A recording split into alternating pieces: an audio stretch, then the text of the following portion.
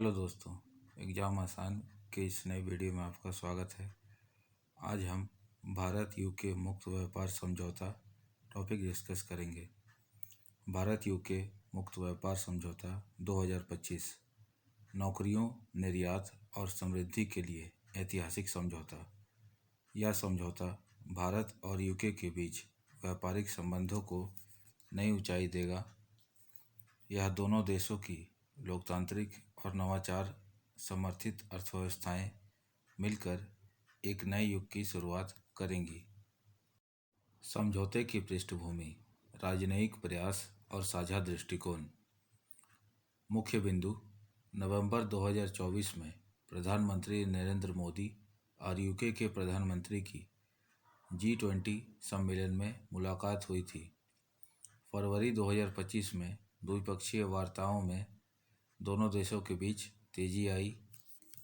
द्विपक्षीय व्यापार को 60 बिलियन US डॉलर से बढ़ाकर 2030 तक दुगना करना इसका उद्देश्य है। यह समझौता केवल व्यापार का नहीं बल्कि विश्वास और भविष्य की साझेदारी का प्रतिबिंब है। वस्त्र और विनिर्माण क्षेत्रों को लाभ। भारतीय उत्पादों को मिलेगा वैश्विक मंच। इसके मुख्य क्षेत्र हैं वस्त्र, चमड़ा, जूते, खिलौने, रत्न जवाहरात, ऑटो पार्ट्स, इंजीनियरिंग के सामान, ऑर्गेनिक केमिकल्स। 99% निर्यात पर अब कोई शुल्क नहीं होगा। इससे भारत के लाखों श्रमिकों और कारीगरों को वैश्विक प्रतिस्पर्धा में बढ़त मिलेगी। सेवाओं के क्षेत्र में नए आयाम, जिससे डिजिटल भारत का वैश्विक विस्तार होगा। इस कारण इन सेवाओं में लाभ होगा।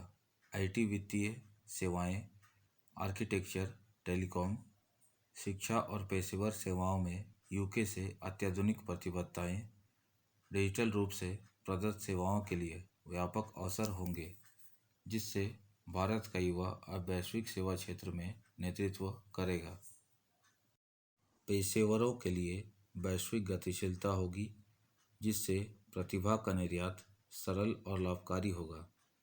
इसके निम्नलिखित लाभ होंगे।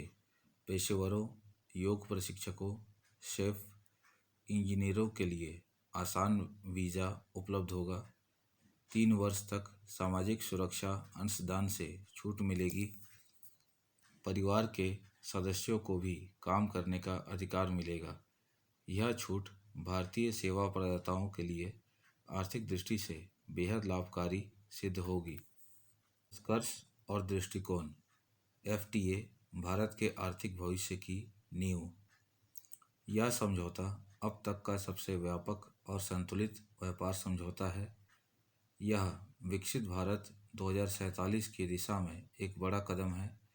FTA एक नए युग की शुरुआत है, जहां भारत विश्व का विश्वमित्र बनकर उभर रहा है। यह समझौता केवल व्यापार नहीं बल्कि अवसरों, समावेशन और नवाचार का प्रवेश द्वार है।